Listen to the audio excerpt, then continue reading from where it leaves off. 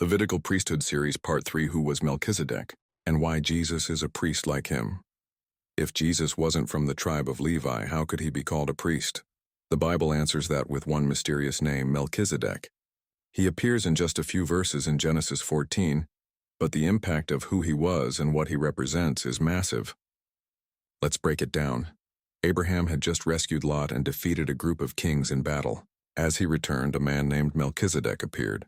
Genesis 14:18 says, "And Melchizedek king of Salem brought forth bread and wine, and he was the priest of the Most High God." He was both king and priest, a combination no one else had under the law. He blessed Abraham, and Abraham gave him 1/10 of the spoils. And then he disappears from the story. No genealogy, no father, no mother, no tribe, just bread, wine, blessing, and gone. But later in Psalm 110:4, David prophesies, "The Lord hath sworn and will not repent. Thou art a priest forever after the order of Melchizedek."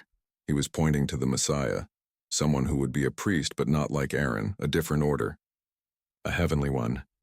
Fast forward to the book of Hebrews and it all comes together. Hebrews 7 tells us Melchizedek was a type or foreshadowing of Christ, without father, without mother, without descent, but made like unto the Son of God, abideth a priest continually.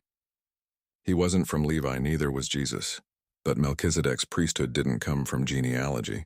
It came directly from God. That's the key. Jesus didn't become a priest because of bloodline. He became our high priest because he lives forever, sinless, eternal, and appointed by the Father.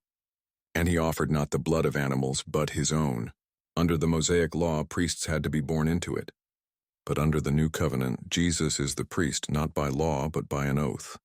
Thou art a priest forever after the order of Melchizedek. That's why there's no more need for a temple priesthood, no more need for lineage, altars, or sacrifice.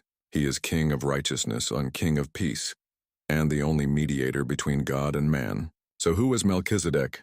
A king, a priest, and a signpost pointing straight to Jesus. Not a backup plan, the eternal plan.